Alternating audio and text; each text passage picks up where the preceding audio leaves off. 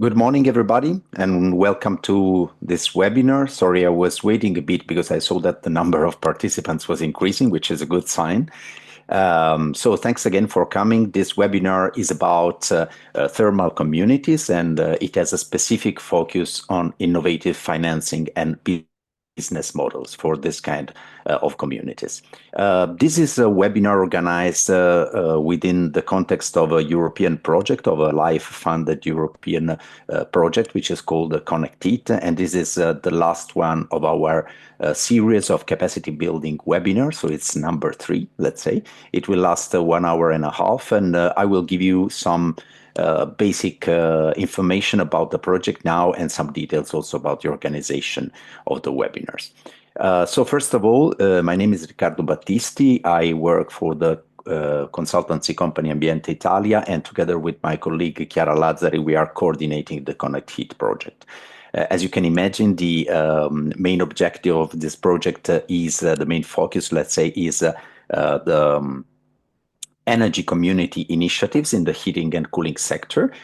So the idea is really to foster this kind of initiatives in the heating and cooling sector, because as you probably know, the transposition of the European directive on this topic of the energy communities is really focusing very much, if not to say almost only on electricity. So we saw a clear gap, a clear barrier here, and we decided to build up a project on that. So we are working basically at both local level with some 6-7 case studies, pilot cases of heating communities. And then we are also, of course, working at, let's say, policy level to develop policy recommendation on how to bridge this gap. But I don't go into many details. You will find everything on our website, which you can easily find it by putting on Google ConnectHeat project.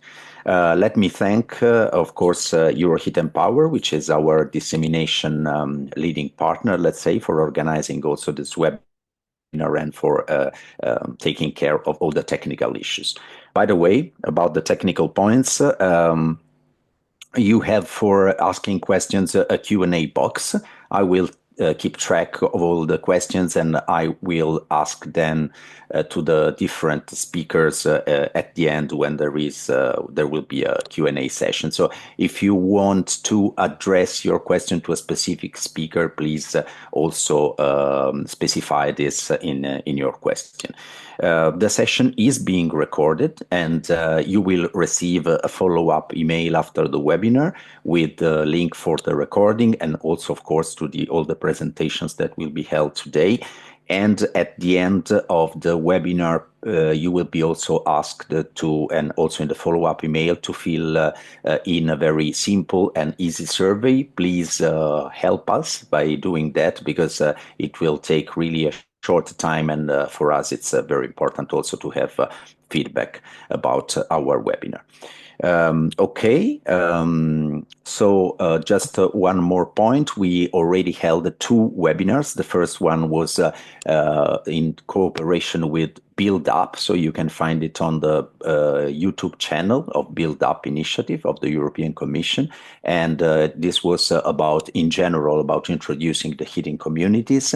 And the second one was about how to involve really the consumers, the citizens, in these heating communities. And this has been updated on the YouTube channel of Euroheat and Power, so you can easily find the full recording of these webinars. Okay, let's go to our speakers. Thanks a lot, of course, for accepting to talk today. I am not going into many details about that, because they will talk about the topics in the different presentation, but we will have Felix Kriedemann from Rescope, Els Giselen, who will talk about a special case, let's say a special pilot case in Belgium, which is, by the way, belonging also to our ConnectHeat project. And then as last speaker, we will have Roger Axtock from Austria Solar, who will talk about some, let's say, participant models for solar district heating in Austria. And then we'll have a Q&A session. Okay, having said that, I would not waste too much time on the introduction, and I will give the floor to Felix Kriedemann from Rescope to talk about the topic of financing and business models for energy cooperatives in the heating sector. Please, Felix, the floor is yours. Thank you very much. Indeed, thank you, Ricardo, and your Heat and Power, of course, for the invitation. Like you said, I'm hoping but it will be interesting, right? I'll present a bit the community-led heating and cooling, right? What we call, and then I'll go deeper into indeed the financing and the business models for it. Um, Here we go. Right. So as a bit of an overview, that's a little doodle of me. As a bit of an overview, first we will go into, like I said, energy communities. So what are they, right? And what are the benefits? I'm hoping that through this, you will see the benefits essentially of bottom-up democratic and citizen-led energy. And then we go a bit deeper into the topic of heating and cooling. Then within that, even deeper into the financing of it with some examples as well, to show that this is not something that is conceptual indeed, and that the work of these kinds of projects is very important to bring this forward. Um, and I hope that I will be doing this in 10 minutes. Uh, right. So without further ado, the first question is, of course, well, what are energy communities, right? Uh, I mean, they are, like you can see here, right? Essentially, this is not a new concept, right? I mean, this has existed. The concept of citizens coming together in order to participate in the economy has existed for a long time, right? In Germany, for instance, they had 14,000 cooperatives before the First World War, and then with the introduction of Nazism and communism and capitalism and all of the other isms, this was slashed to a bit less than 10%. And of course, we can see examples of this going back to the late 1700s in England, right? The point being is that citizens coming together in order to participate, in this case, in the energy transition, but in order to actively participate in the economy on a not-for-profit basis, is not new, certainly. It is, however, new in EU legislation. Um, which introduced this in 2019. I'll go into this in the next slide. But before we go into that, why is this so why are energy communities an interesting approach to the transition? Well, like I said, right, these are democratically elected because all of the stakeholders within it, so all of the citizens have to agree on whatever decisions they make.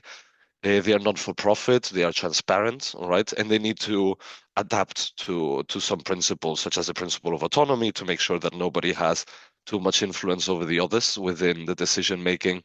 But these are specific details, right? What you should remember, of course, are the benefits that this brings, right? So they are extremely local in nature, energy communities, right? So therefore, the revenues as well stay in the local level, especially since energy communities cannot make a profit and they need to have a social or environmental logic to their activities.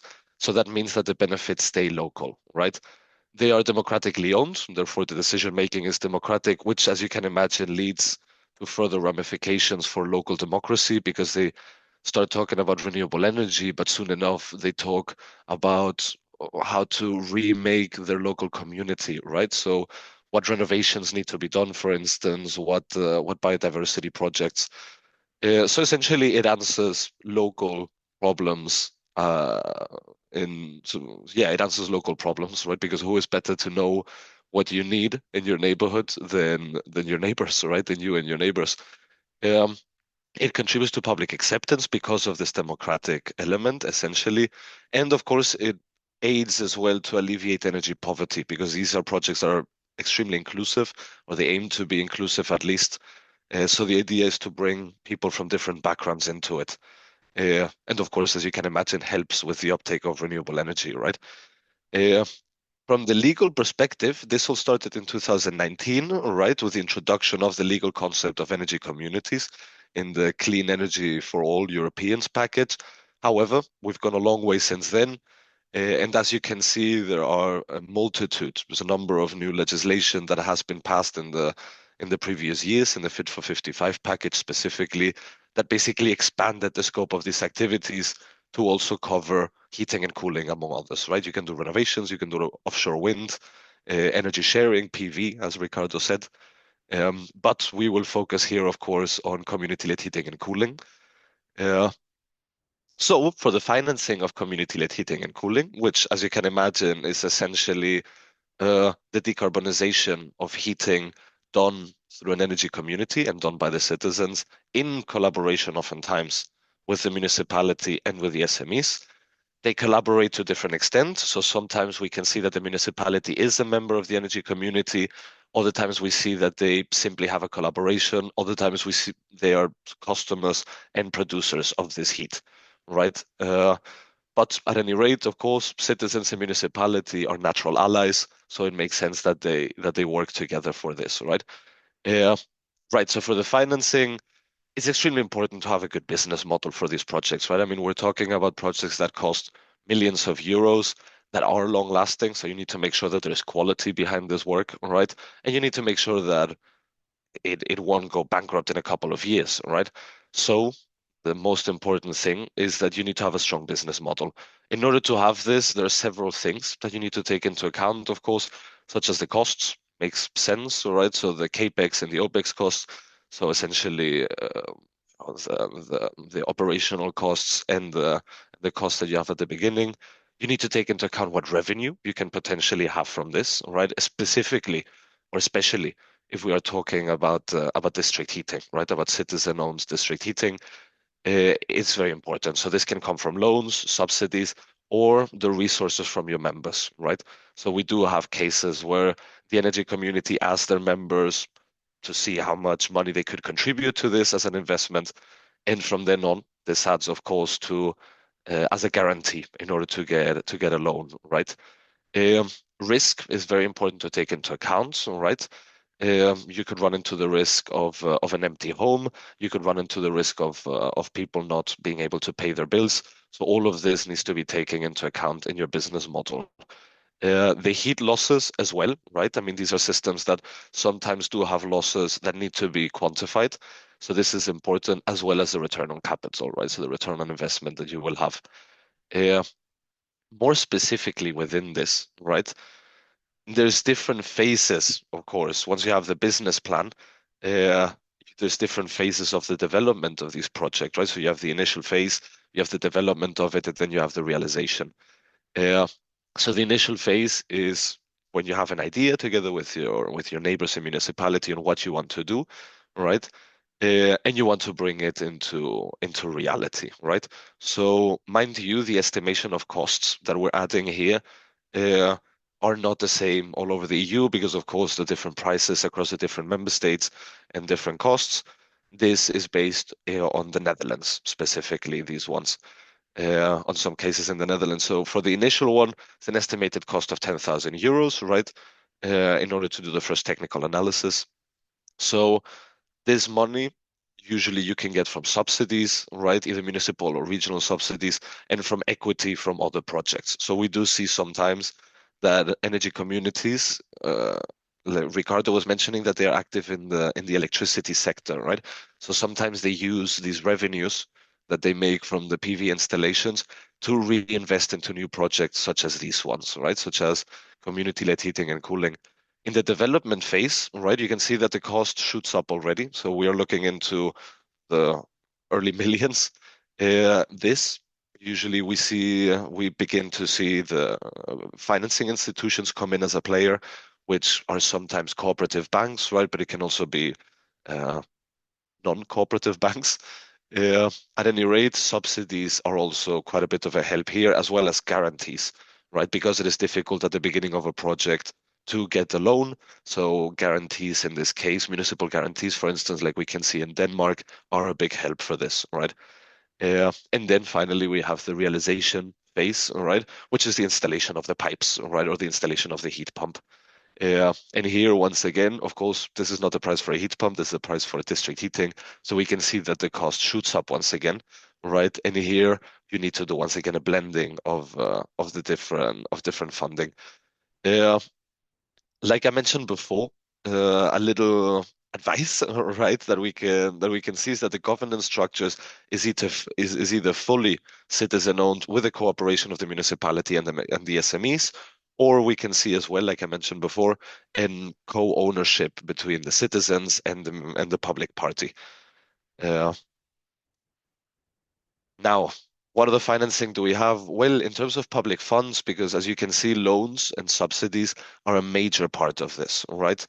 It cannot be the entirety of it, but it is a very big part. So what funding do we have out there? Well, we know that we have the emissions trading system 2 coming up in 2027, which will essentially increase the price of both transport and of heating and cooling our homes, of thermal energy, right? Now, this can be potentially problematic, as we all know, because of course we need to make sure that this does not affect the people, the vulnerable households the most, right?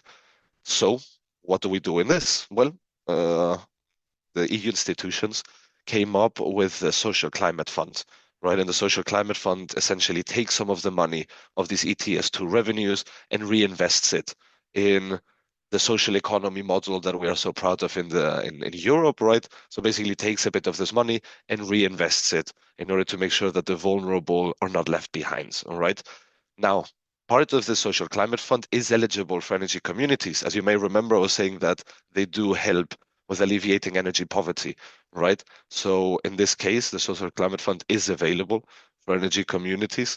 So this is something to take into account. If you want further information, I would invite you to look at these resources that we have. Uh, at any rate, what do we need within the social climate plans and the social climate fund is effective public participation in it, right? Like I said before, one of the best ways of getting public acceptance is simply by letting people do it themselves, right? By supporting them in doing this and by giving them the ownership of it. Obviously, when you are the one that owns something, you have a bit more control over over what is going on, right? And that also leads to sufficiency behaviors, right? You regulate your behavior in order to consume less, right? Willingly, obviously, so nobody tells you to do this, but through the virtue of having ownership, you regulate your own behavior. Uh, so again, public participation crucial for this, all right? Throughout the process. Uh, Also crucial, we cannot allow fossil fuels to be in this, right? I mean, this is clear, especially giving some of the comments that we have seen already coming out of COP29, which are deeply worrying, right? Saying that fossil fuels are a gift from God. We need to cut this, right? We need to cut this absolutely devastating relationship that we have between fossil fuels and the accumulation of wealth in the hands of some players, right? So this extends as well to heating and to transport, right? And like I said before, we need to make sure that this fossil fuel, uh, that weaning ourselves off of fossil fuels starts with social housing and with people that need it the most, right? Because otherwise we might face a backlash as we as we might have seen in other parts of the world, we might face a backlash of people not really believing in the value of the system, right? So we need to make sure that everybody is comes together on this, and energy community is one of the easiest ways of doing this, right? Like I mentioned, you know, the Social Climate Fund is available to energy communities. So do please make sure, if you're interested in developing community-led heating and cooling, to get in touch with your municipality, start the work, start an open conversation with them and your local SMEs in order to see how you can move the transition forward with the Social Climate Fund, right? With the help of the Social Climate Fund. Um, oh, I think I went a bit too far. And I'll give you a couple of examples. I know that time is running short, I believe, so I'll be quick, but feel free to ask me questions at the end. So here we have a couple of examples from the Netherlands, Denmark, and Ireland, right? So here in Amsterdam, in the Middenmeer district, right, they wanted to wean themselves off gas, so they decided to go for a citizen-owned option, right? So for an energy community. The governance structure that I mentioned before of is the municipality co-owner, do they participate together? In this case, is a collaboration between the energy community of Mer Energie, the municipality, and the operator of the infrastructure, right? And basically they did this in order to create a renewable energy district heating network that will be operational very soon, right? Uh, the lesson to be learned in this, because there's another example that there is in Amsterdam where they did include citizen participation. However, the citizen participation was became a box ticking exercise, right? So it wasn't an open conversation. So unfortunately, it had the opposite desired result, right? So the citizens in that particular district in Amsterdam, which is not this one, but in that particular district, they were then against wind energy, right? But because the public participation process was not very inclusive, right? So if there's anything to keep in mind from this example here is have an open conversation with the citizens, do it together, right? I mean, the union makes the strength, right? And humanity has thrived because we cooperate with each other, right? So keep this in mind as well for the energy transition. In Denmark, this is something that they have been doing since the 70s. They had the oil crisis in the 70s, and then they decided to switch into the direction of citizen-owned heating, which leads to, out of the 380 systems that we have in Denmark of district heating, around 320 follow some sort of citizen-led logic, right? This is an example of them where they take waste heat from a data center. Uh, as you can see, we can see decreases in bills here of 10%. But more important than that, we have seen a bit of a democratic rejuvenation as well, right? So through like I mentioned before, right, through the mere fact of doing this project of district heating, they have tackled other local issues, right, that has strengthened the democracy of Avedore, right, of this local municipality, right, and its neighbors.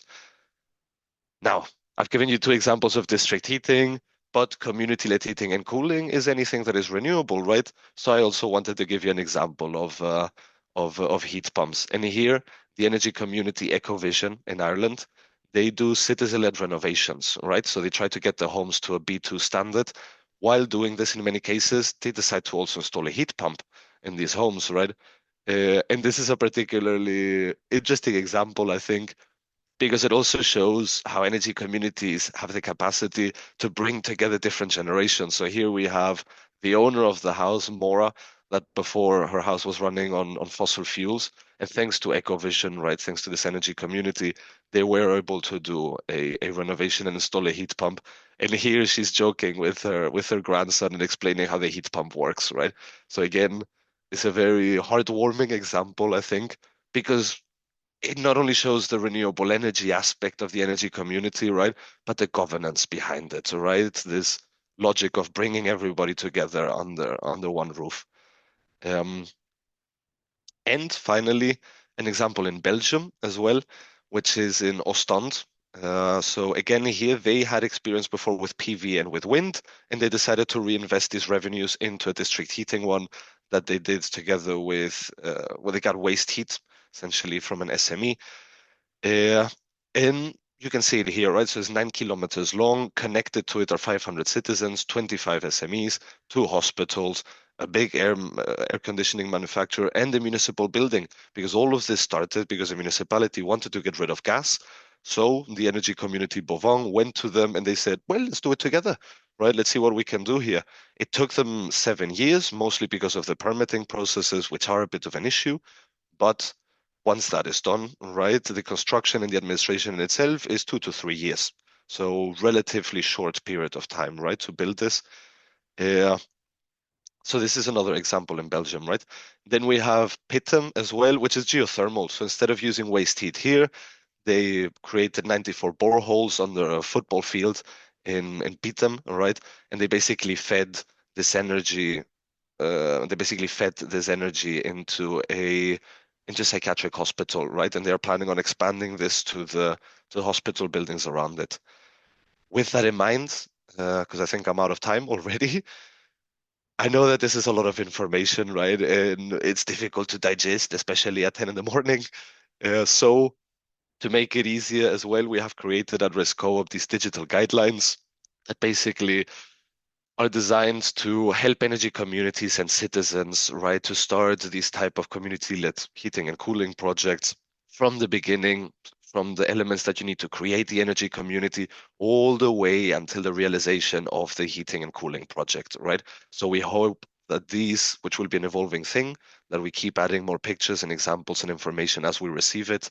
So please don't hesitate to share as well some information. But this will be a live thing that we hope will help all of you in making the democratic transition to heating and cooling a reality in the EU and in all of your local municipalities. And with that, of course, I wish you the best of luck in making this happen. And I'm happy to answer any questions that you might have at the end. Apologies if I went over time. Thank you very much, Felix. No, you were perfectly on time.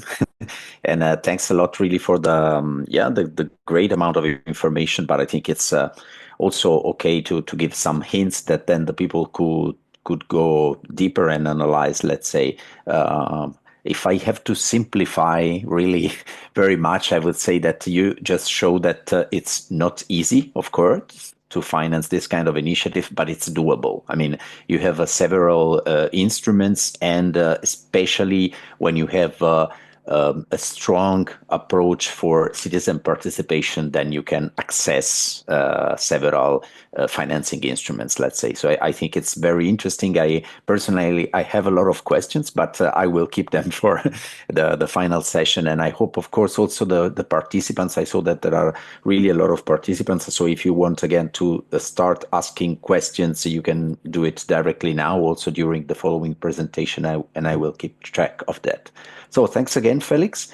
Now I will move to our second presentation, which will be given by Els Giselen. Els is an entrepreneur in sustainability, but she will probably tell you more about that. And she will talk about a special case of fifth generation district heating in a mixed neighborhood, which is, by the way, one of the case studies we are carrying out in our ConnectHeat project. So please, Els, the floor is yours. Thank you, Riccardo. So I think that my presentation will start. I'm not immediately, okay, there we are. Yes. Good. This case is about a collective heat network based on extraction from a drinking water pipe. We are happy to explain how we arrived to a business model that meets the expectations of the project developer, in particular the provision of an affordable fossil-free heating system with minimum ballast for the end users. A concrete plant was located at the Voerman site.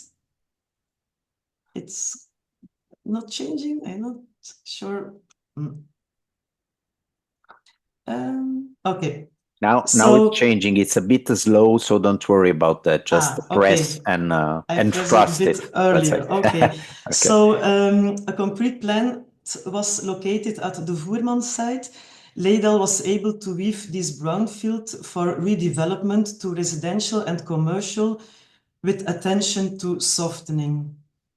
Leidal's goal was to make it a gas-free development. The subdivisions consist of 30 houses and 10 business units. Yeah, it is not changing quick. Okay, so with 1/3 of the area being kept clear for parkland. All lots will be sold individually over a time period of 5 to 10 years. Each owner will be free to choose their own architect and contractor. We investigated 6 technical options for providing heating, weighing the technical, organizational, and financial impact. On the one hand, we looked at the individual solutions in which the traditional gas wall boiler is replaced by air-water heat pumps. On the other hand, the possibilities of providing a collective heat network were examined. Here, we looked at a medium temperature heat network with a collective heat plant where the houses add individual boosters for their domestic hot water. In addition, a low temperature heat grid was studied, that is without a collective heat plant, where each installs their own heat pump.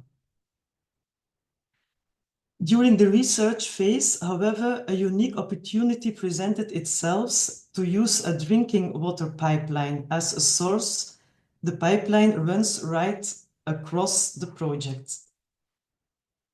The technology to extract heat from drinking water has already been applied in a project in Leuven, Abbey of the Park. This abbey is located in the drinkwater extraction area of Water Group. This historical building have both heat and cooling demand for the proper conservation of artworks in the museum rooms, and raw drinking water was used to provide heating and cooling via heat exchanger. The positive experience made the Water Group sympathetic and confident to apply this technology in our project as well. This allowed us to smoothly proceed to a gentleman's agreement to further develop this scenario and to receive the necessary technical information regarding the heat capacity and costs for heat extraction from a drinking water pipeline. So this heating solution was then developed in detailed feasibility study, alongside more conventional solutions where the total cost of ownership, the required time, and the management needs were estimated. A detailed study of 4 fossil-free scenarios was then developed.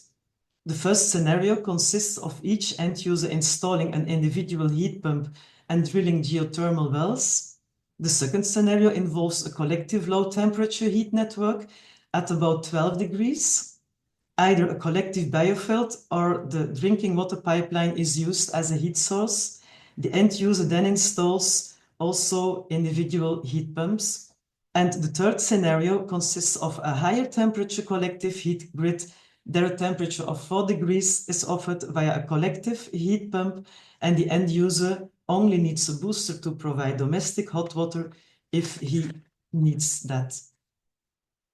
So the scenario in which the drinking water pipeline is used as a source and the heat is supplied to the end user via a low temperature network emerged as the best option in this feasibility study. To facilitate smooth sales, emphasis was placed on the comfort of future owners.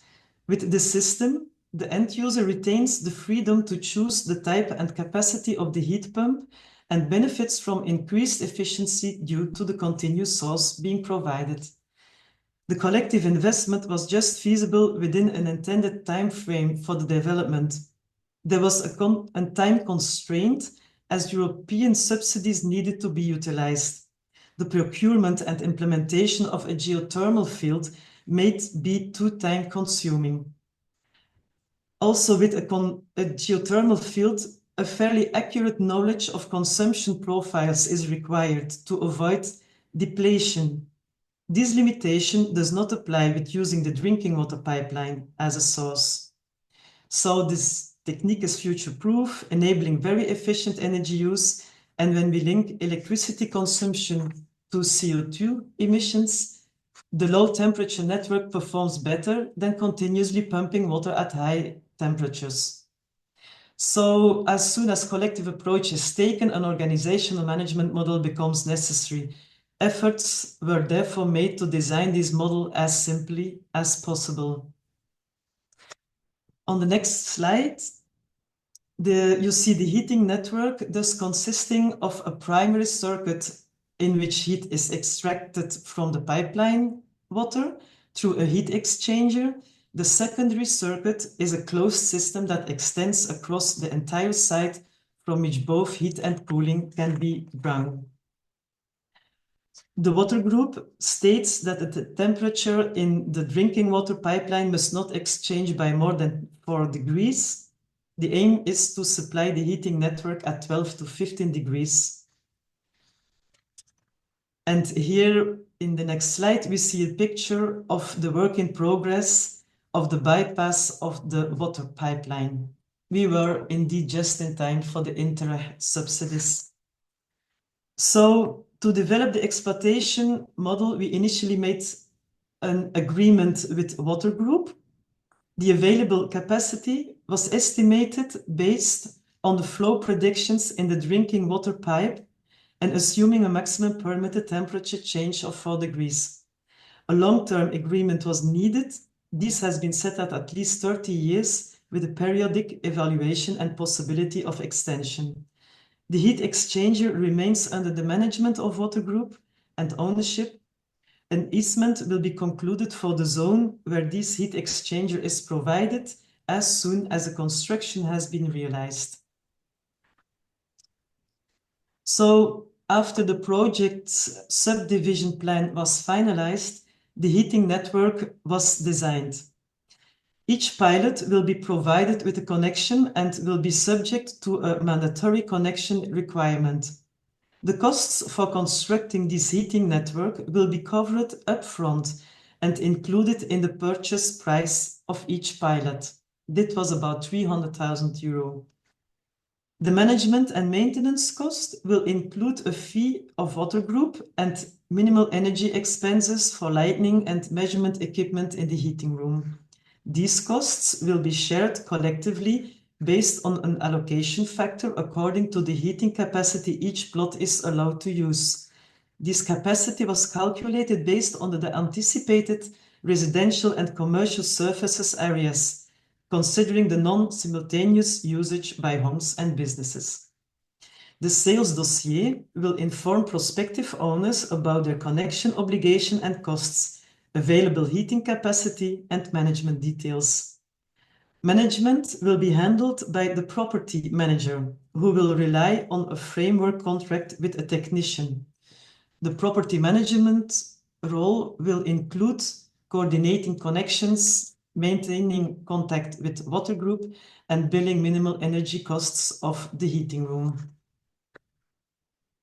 So we can conclude that we created a thermal energy community which consists of 30 homeowners and 10 business owners.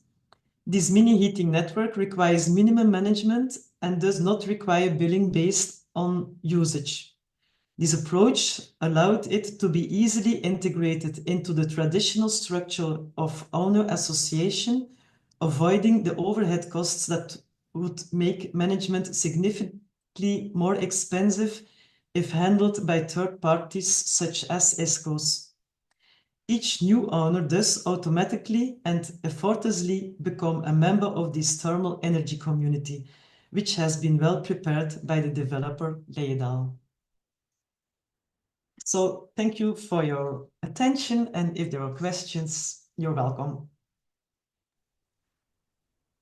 Thank you very much, Els, for the great description of both, let's say, the technical aspects, but of course also the financial and the organizational. Again, my main takeaway here is that this is, of course, a highly replicable case because everybody has drinking water, fortunately, and that means that that it's really a good case that you can operate also at low temperature. And I also like very much this idea of building up a community, even though the community members are not there yet. Let's say this is really fascinating. That means that you already started with the right approach. So we do have some questions, but I would leave them for the end of the session.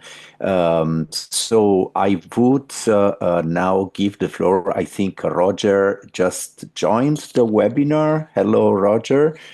Hi. And welcome. Roger is I cannot say it's an old friend of mine because he's not old, so I can say that it's a long-term friend of mine.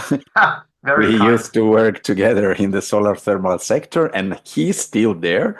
And by the way, I want to say happy birthday for your association because Austria Solar this year celebrates 25 years of life and activities in the solar thermal sector. So really happy birthday. And actually, I asked Roger. So I, let's say, I came to know some years ago this very interesting brochure developed by Austria Solar, and I must say not only in German but also in English, which is about public participation models for solar district heating. So in this case, we focus on a specific application. It's not heating communities in general. It's not even district heating in general, but it's really solar district heating because, of course, that's the focus of Austria Solar. But I think the very interesting topic of this collection of examples is that you show several possible participation models of the let's say, of the public, which means both the local authorities, but of course also the citizens. So please, Roger, the floor is yours. Okay, yeah, hello, everybody. My name is Roger Hackstock from the Association Austria Solar, and as Riccardo already mentioned, it's an association merely on solar thermal, not on PV. We have two associations. The other association is on PV. This is Austria Solar is only dealing with solar thermal. And years ago, a couple of years ago, we were commissioned to work out a manual on public participation models for solar district heating in Austria. And I'll give you some examples, some results of that. I try to, okay, let's see, to move to the next, okay, yeah, to the next slide. You see here the manual we worked out. It's available online in English too, in German and in English. It was translated by SolarHeat Europe, and we're very thankful that it was translated, and so it can be provided to other countries too. So this manual you can download on our website. It's www.austriasolar or solarwärme.at. So it's quite easy to find, or you type in manual public participation models. And what I will present is the content of the manual, basic content. The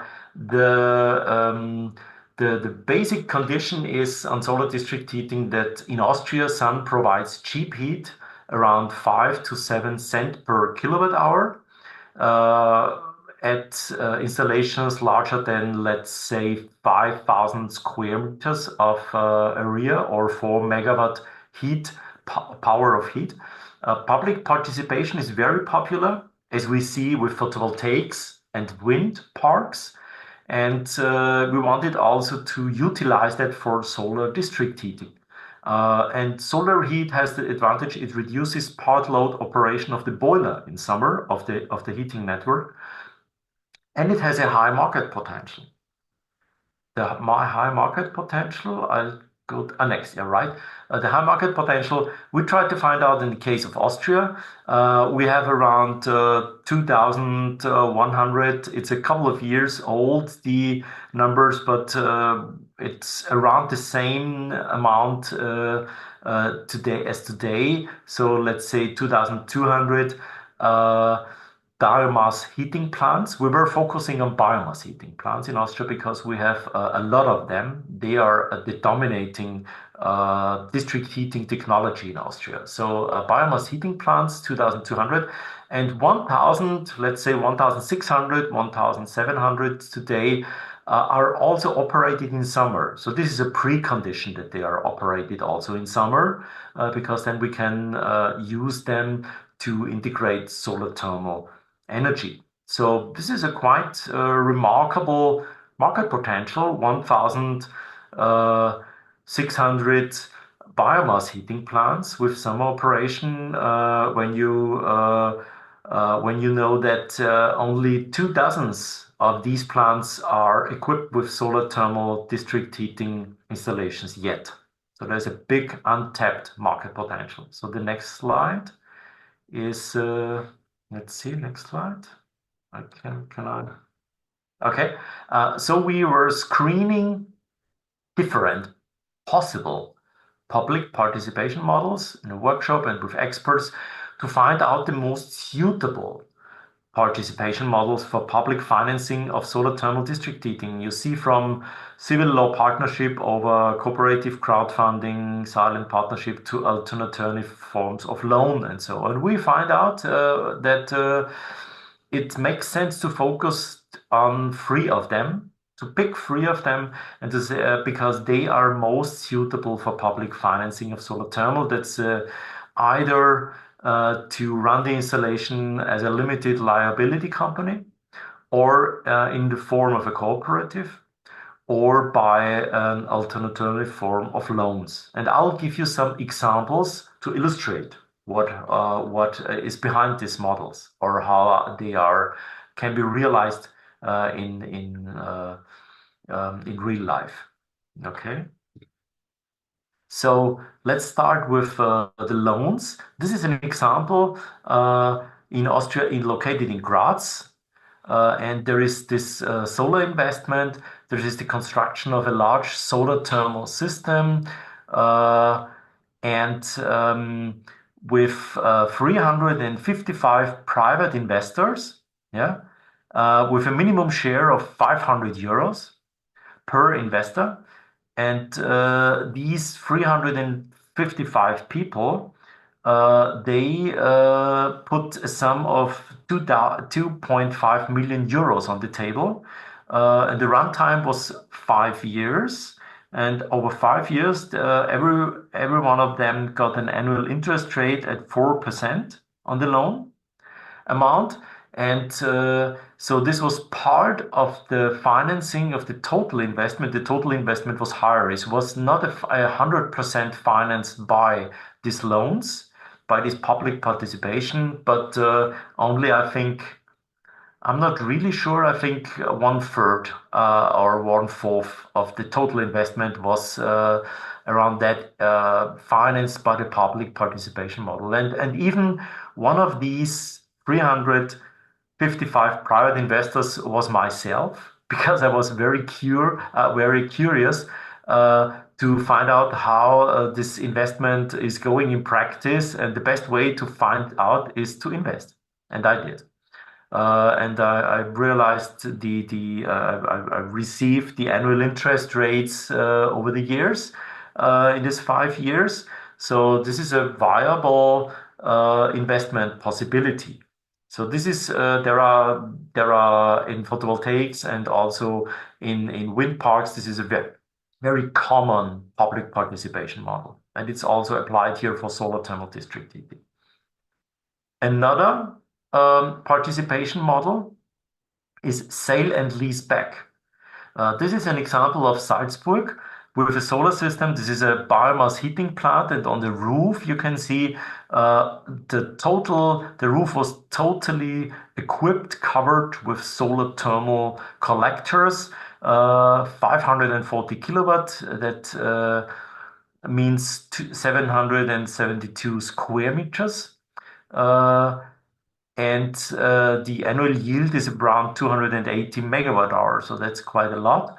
And around 500 of this 700 square meters was financed by sale and lease back.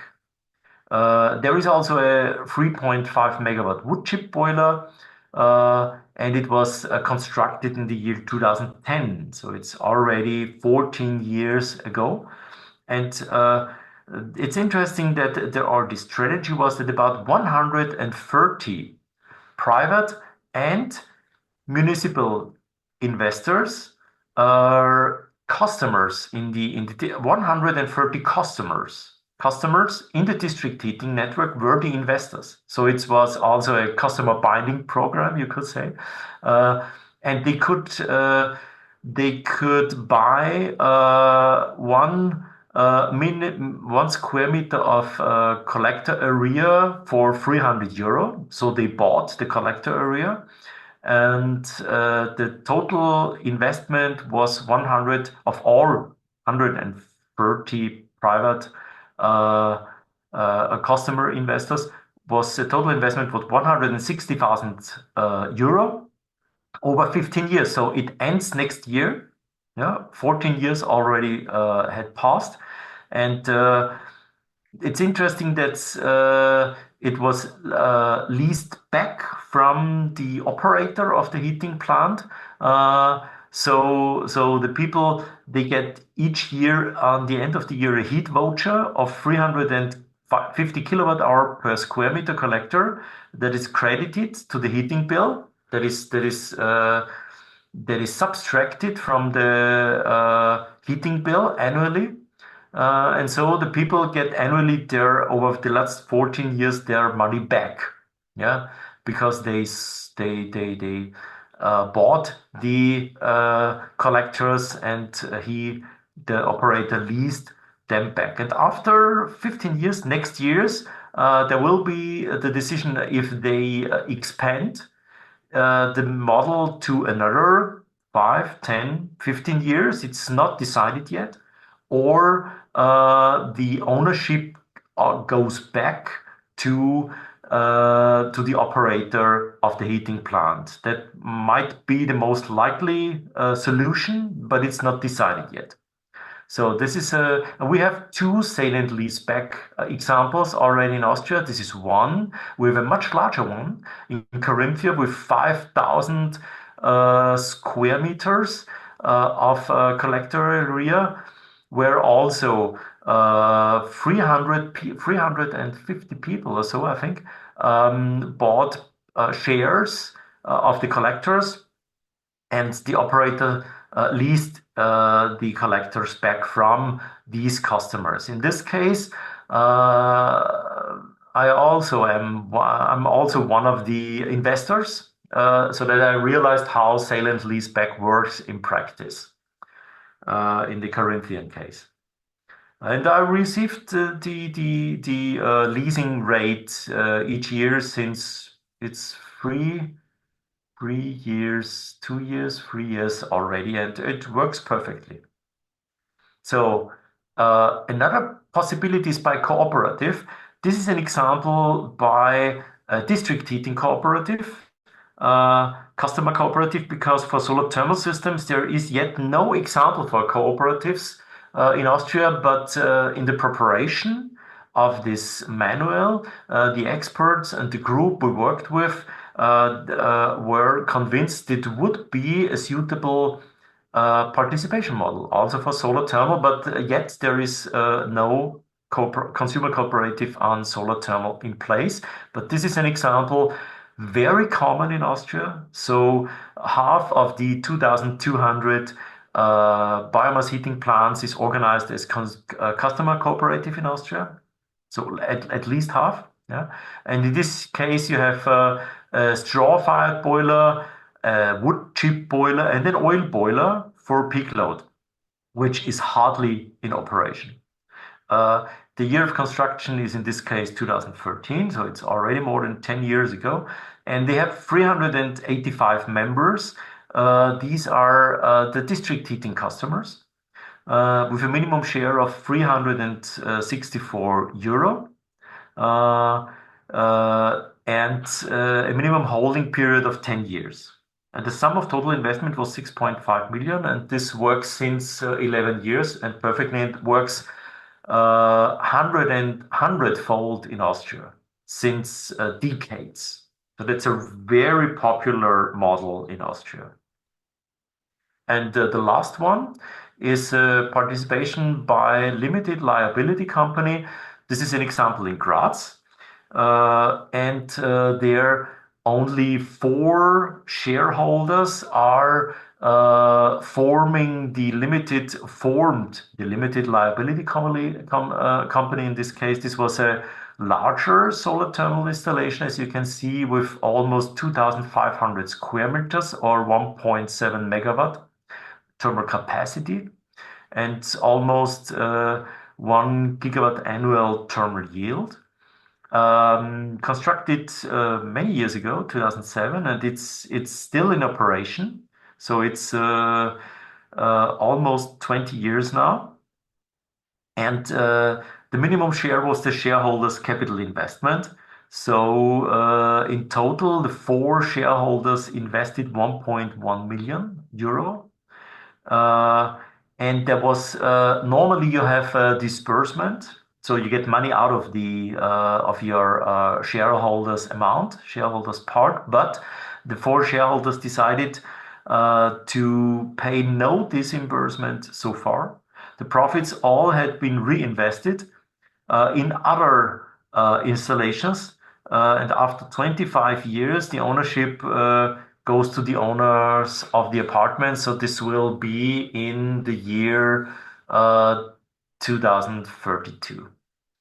So these are 3 examples of the most suitable public participation models. What we also worked out in the manual and show in the manual that there is an economic of scale with solar district heating. So it really makes sense not to focus on small solar district heating systems, but rather on larger systems of like 1,000, 2,000, or even 5,000 square meters. So the largest solar district heating installations in Austria already are around from 2,000 to 8,000 square meters. So you even hardly can see them on that graph, and you see the prices, the investment costs, and also the heating prices go down per and stay there.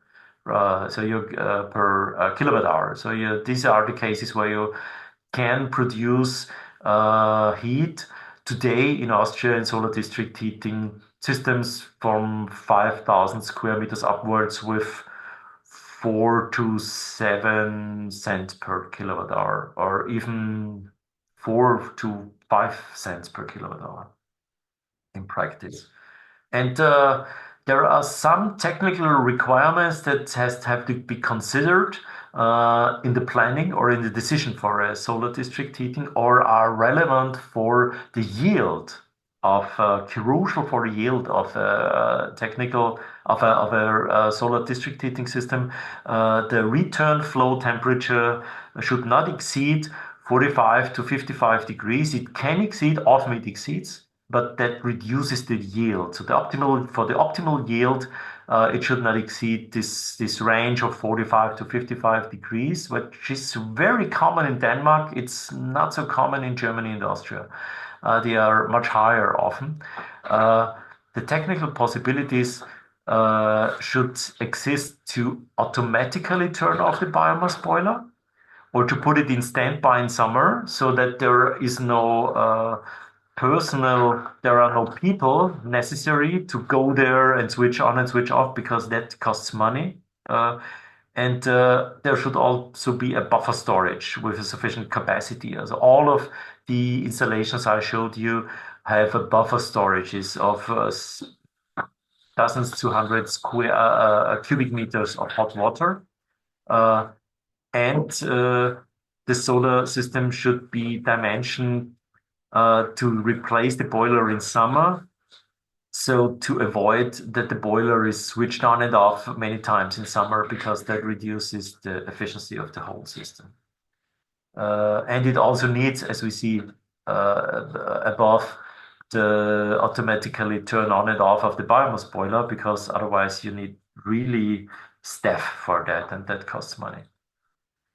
And 2 slides at the end. The factors of success in general are from the solar district heating experience in Austria, that you need subsidies for the solar thermal energy at federal and state level. So even with 4 or 5 to 7 cents per kilowatt hour, because the gas price for the customers is 3 to 4, 5 cents per kilowatt hour. So you need subsidies for that.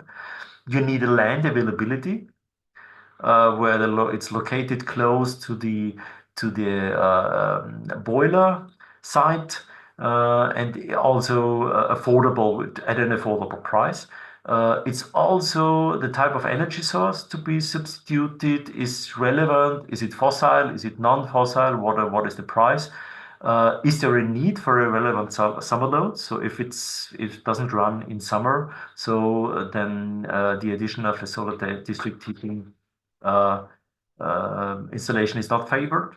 And the system temperatures should suit, as I showed you.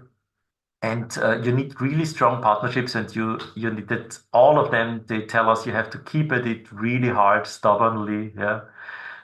So you have to stick to it, to the realization. It's no easy work to do. And one learning from practice, this is what I told you, the second sale and lease back example of 5,750 is more than I recalled. 750 square meters collector area with public participation model sale and lease back, where I'm one of the public owner of a part of this collector field. And the mayor of the city of where the collector field is located, it's Friesach, is in Carinthia, Kronlechner, and he told us as a learning from practice, which I would like to pass to you, that after contacting project developers who want to install a solar thermal installation for his district heating quickly, consult the politicians for the zoning. So this is his advice, and from the start obtain support from environmental NGOs that they don't fire back to the installation afterwards. And it is important that there is someone who is a decision maker in the role of a decision maker or of a regional or local opinion leader who promotes the project. And in this case, he was as major in this role, and it's what's very crucial that he personally promoted the project to the responsible state offices and describe the story of a project. Each project needs a story. It's also one factor of success is the storytelling. In this case, this is one of the oldest city in Austria with a heritage in the middle of the Middle Ages and a big Middle Age event each year in summer. And his story was that they are connecting this historical heritage to the modern times with the energy supply. So the old times they keep alive in the city, but they connect the city. They jump to the 21st century by that, and this was the story the people also realized and liked. Also the politicians and the authorities that an old city with an old history connects to recent times and to future. Yeah. And communicate the benefits of the project locally at events and local council and for authorities, and really the community advantages have to be communicated. And he said, play with open cards. So there are no hidden agendas in the communication and in the project, and it's always clear where the project stands and what are the motivations of him and of the promoters of the project. So play with open cards, and if you live along or act along these factors of success, then success is likely for the project. Let's harvest the sun. That's it for the moment. Thank you very much, Roger. I think I really got many inspiring points, let's say, from your presentation. If I have to highlight one, maybe it's the fact that you invest yourself in more than one of these projects. So I think that's the best. Yeah. So that's the best testimony. The technology. Exactly. Exactly. And also the fact of this participation models, which I think is one of the key topics of the webinar today. Okay, thanks a lot. I do have many comments, but I will skip them because there are a lot of interesting questions also from the audience. So I would start from this. Thanks again to all the speakers also for keeping the time, so we have enough time to deal with all the questions. I think I would start from Felix because you already answered the questions on the chat box, but I would like also to speak out loudly because I think it's a very interesting point. So the question was by Franz Daniak and was about the cost for members to invest, let's say, in a heating project. And the second part of the question was if they can easily connect to existing DHC network. So I think that also your answer is double in this case. Right, thanks, Riccardo, and thanks, Franz, for the question as well. Right, so indeed, on the first point, how much does it cost to join one?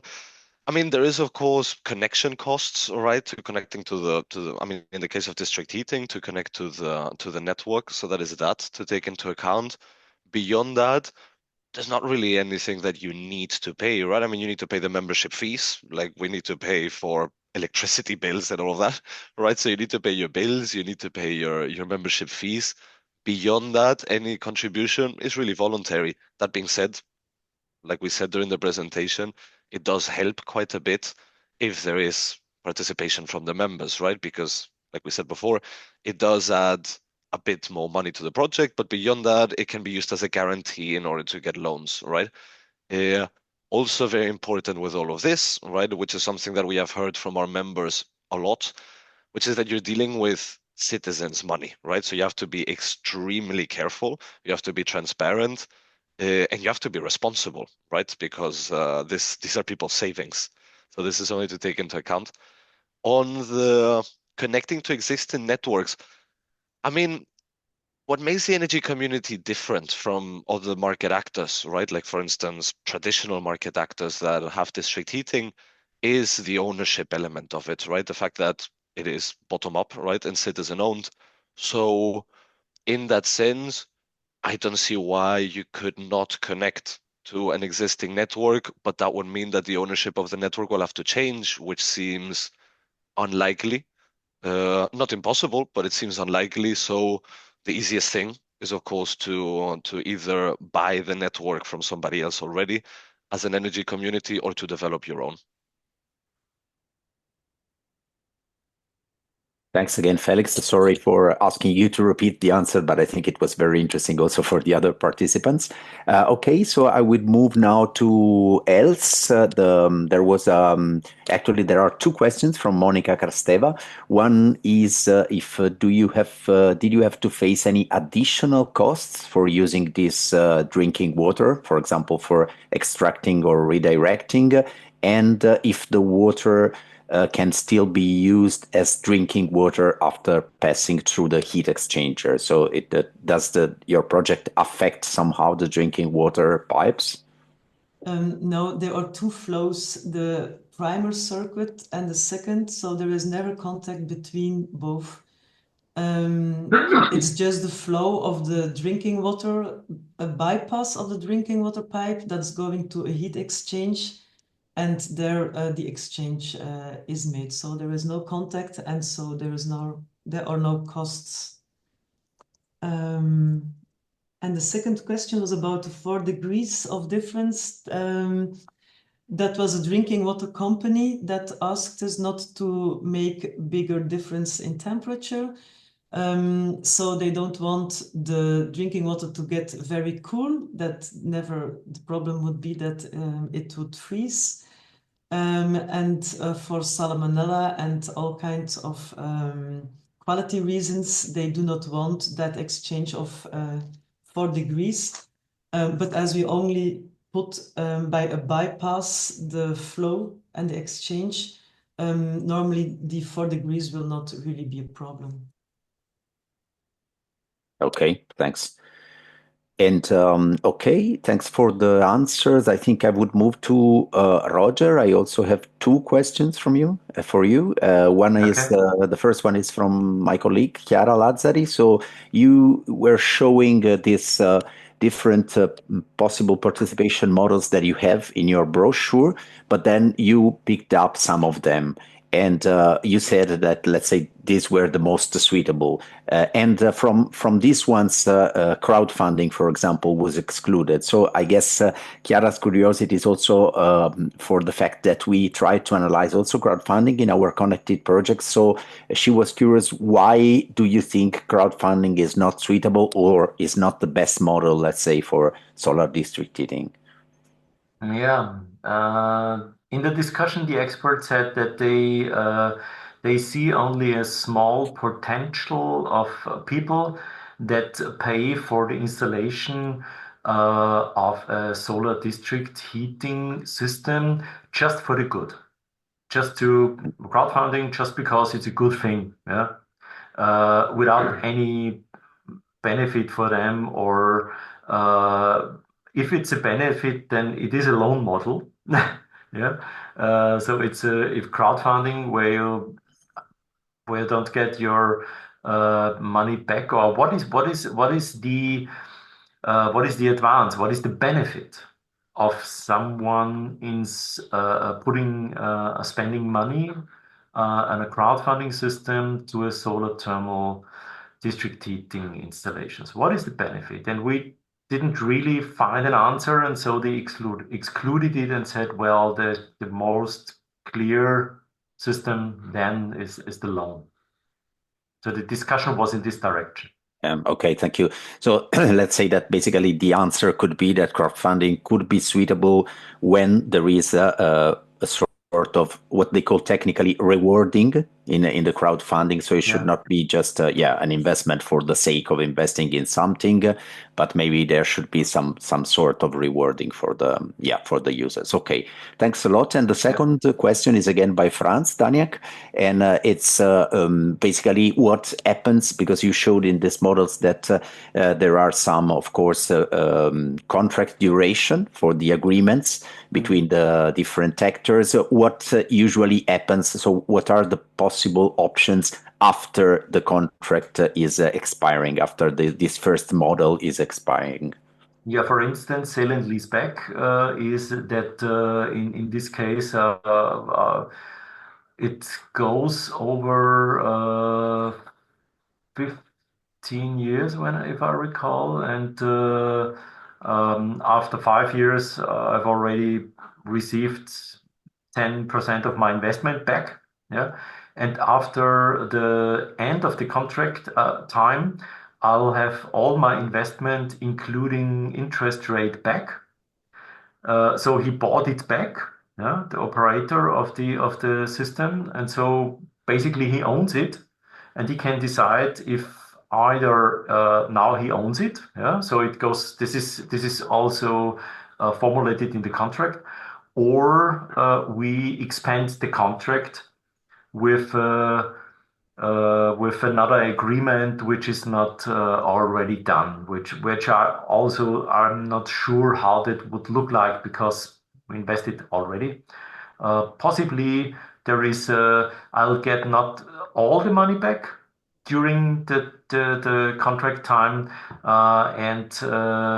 and there can be the decision afterwards if either we expand the contract until I get all my money back, or he pays the missing amount of money in one and owns it. Yeah, so these are possible. And with loans, it's clear that if for instance, this Solid Invest, the loan is about I think that was 10 years, and after 10 years, I received each year 3.5% of interest rate.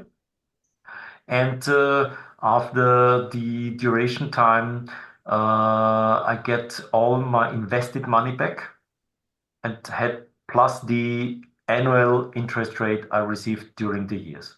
And then it's done. This is already then I have my money back and the contract is ended. Okay, and all of these provisions, let's say, are usually already included also in the initial contract. All of these solutions that will be implemented afterwards, let's say.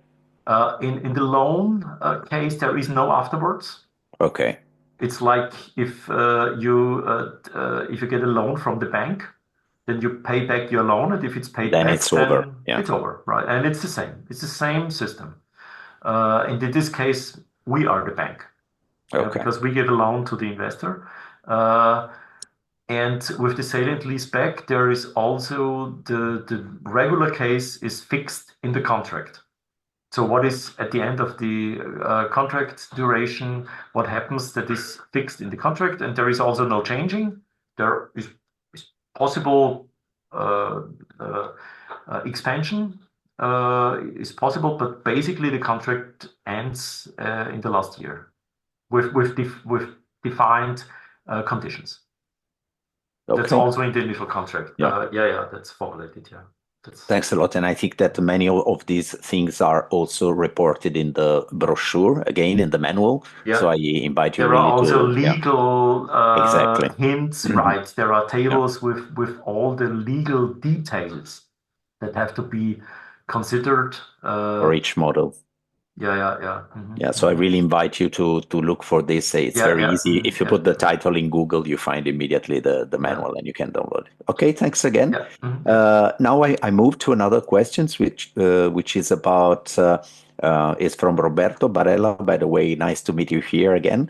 And actually, it's about social inclusion criteria. So if you included this in our project, which means, for example, connecting the energy community project to people in energy poverty with low income. So you can, for example, donate the energy surplus and so on. And I read that Felix wants to contribute. Is that correct, Yes, Felix? Yeah, please. me again. Yeah, that's perfect. Thank you. Yeah, thanks for the question, Roberto. I think I think it's very, very important, right? This element of the social justice. I mean, we have, just to give a bit of background, right? We have 47 million people that are in energy poverty, right, in the EU. And I believe the commissioner designate for energy and housing, Dan Jurgensen, he called it totally unacceptable, this, right? Uh, and I think that's correct, right? I mean, we are one of the wealthiest people and continents in the world, right? So having almost 50 million people, 10% of our population not being able to live comfortably in their own homes is deeply worrying. And I think it is a sign that we have to do better. So how do energy communities deal with this? Like I said before, they need to have a social or environmental logic to it, right? Instead of the maximization of profit. So in that case, we do have, thankfully, many examples right across the EU where they do initiatives with vulnerable households, right? We see this in Spain, in Portugal, in Croatia, in the UK. We really do see it all over the place. That being said, of course, it's not always easy, right? I mean, to give an example, there is in Greece, for instance, there's an energy community called ESEC, and they deal with prunings because they live in a foresty area in Karditsa, which is a lot of forests, right? So they have prunings there that they use in order to make pellets. They decided to do this to blend these pellets with coffee grounds, essentially in collaboration with a kindergarten. And they had quite a bit of these pellets left at the end, right? So the energy community asked the kids, the kindergarten, okay, what do you want to do with it? Because I believe they had 1 ton left of coffee pellets, and the kids decided to give it to the vulnerable households, right?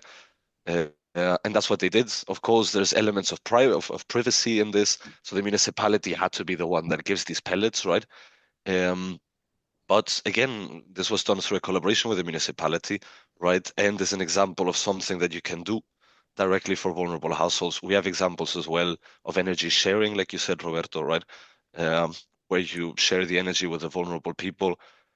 But the important thing is to keep them involved in the process, right? Because then they are able to tell you, well, I need a bit of help, I need a hand. Thank you, Felix. Is there anyone else who wants to contribute on that? Roger or else? Do you want to add something?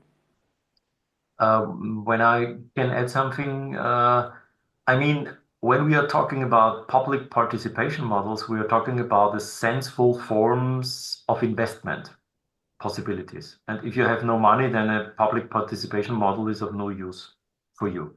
So we are talking about sensible investment models for people who do have money and want to invest it in a sensible way. And this is a public participation model is only for these people, in my opinion, or in my view.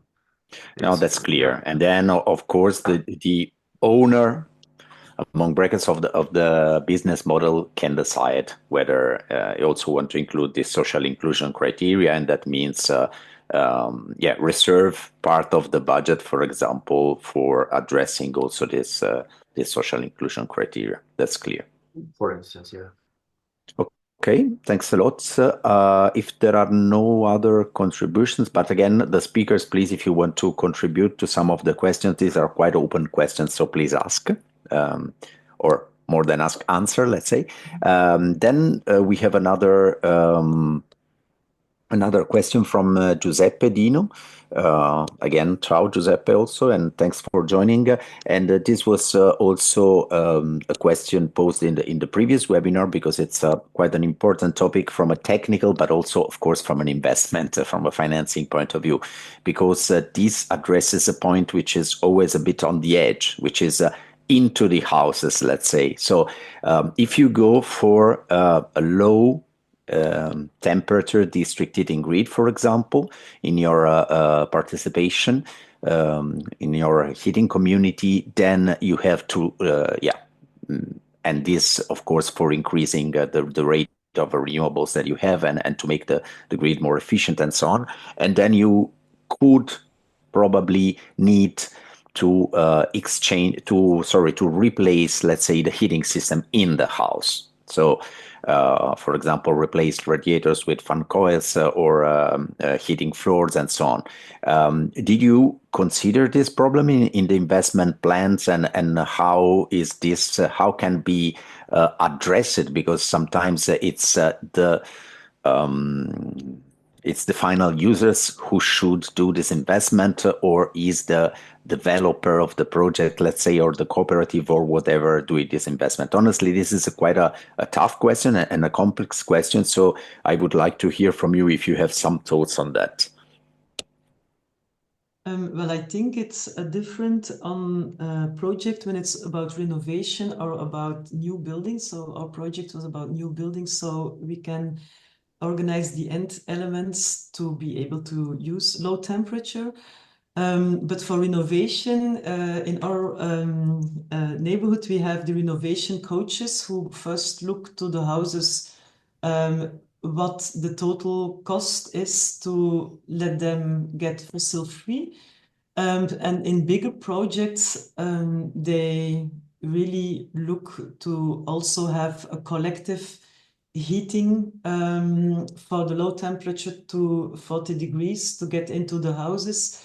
When it are big projects, for example, apartments, they will still try to boost the temperature for all the end users if they really need a higher temperature to use in their homes.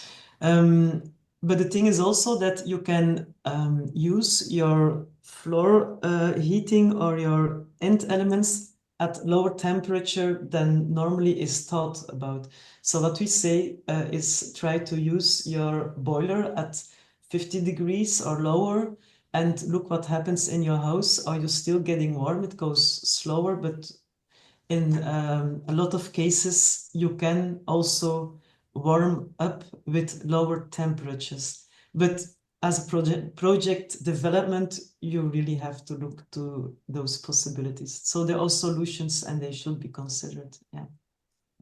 Of course, this distinction you were making is really crucial, and it's probably, I mean, when you develop a community heating project, of course, also from the point of view of the organization. I think Felix brought several examples. Of course, it's much easier when you start the project from scratch, because if you already have a district heating network, for example, and you have to do then, renovation from a technical point of view, but also from the point of view of participation model, of course, is much harder.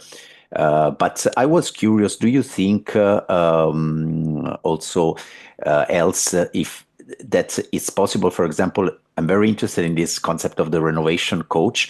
Do you think it is possible after a first screening, when you go for a renovation project, to build up also kind of a collective purchase for this replacement of, for example, the radiators towards low temperature heating equipment? Is that a possibility? Did you find it somewhere that the users try to lower the cost of purchasing the new equipments by having a collective purchase? I'm not sure whether I understand the question, but I think in a big apartment where you see that it's not possible to warm with lower temperature in the houses, then you will make a collective heating booster for all those apartments. If you see by the renovation coach and by a master plan of renovation for the whole building, that you really will change a lot into the apartments, and they are able to change the to floor heating or to do bigger investments, then you can choose for that low temperature. But mostly, I think you should look to the whole building, and it's not easy. We are also in projects where for bigger buildings, the community is not that stable and enthusiastic to make altogether one choice of change. and that makes it hard to give those people who don't have the money for doing the renovation, to hear their voices. Yeah. It's a big problem. Definitely. Some are owners, some are do hire the place, some are have big money, others not. So yeah, that's another tough thing. And then is warmth only one of the total problems of those housing? Yeah, there's also Okay. Yeah, so summarizing, safety, let's say, fire safety, things like that. Yeah. exactly. So summarizing, I would say that, of course, first of all, this is not a problem usually in new projects, and for renovation, the solution that it's more likely to be adopted is having a kind of a final boost for connecting to the already existing, let's say, heating system. Roger, you wanted also to contribute. Yeah, we had 2 years ago or so, we had one example in a region in Carinthia, in the province of Carinthia, where several communities together organized the bulk purchase of insulation material as part of a renovation initiative. So they started a renovation initiative with analyzing the houses, analyzing the necessary measurements to insulate parts of the house, and the total needed insulation material. They organized a bulk purchase to get a purchase of the insulation material, and that reduced the prices. So that happened in Austria already, also in the renovation field, in one case. Stiefingtal was the Yeah. Okay. region in Carinthia. So this is basically, it shows it's possible. I mean, Very it's interesting. a task to organize, but it's possible, yeah, and it worked. Thanks a lot. I don't know if I see that there are no more questions. I had a lot of questions, but as I told you, there's no time for that. Fortunately, there were many questions also from the audience. So if there are no further comments from your side, I would thank you again a lot, the speakers, and of course your Heat and Power for the organization and also the management of the technical issues, let's say, in the webinar. Let me thank also the audience, because we know that there is also a strong competition with webinars. We are all asked to participate anywhere, so it's always nice to see that there is a good participation and also a good rate of questions. Again, you will receive a follow-up email showing the link to the video recording of this session, the presentations, and also the survey. I don't know if it will appear also now at the end of the webinar, but if not, please again fill in this survey, which will be very short, I swear, afterwards. And just keep in touch. Again, you find in the presentations, you see from the ConnectHeat, you see also the website of the project, which is connectheat.ambienteitalia.it. Thanks. Perfect. And you see here, and you will find all of our, let's say, also training material and case studies and all the things on the website. And of course, if you need anything else about the project, any other information, you can contact me at this email address you see here. So Riccardo.Battisti at ambienteitalia.it. Thanks a lot again. And have a nice day. And thanks for coming again. Yeah. Bye. Thank you. Thank you, Bye-bye. everyone. Thank you. Bye.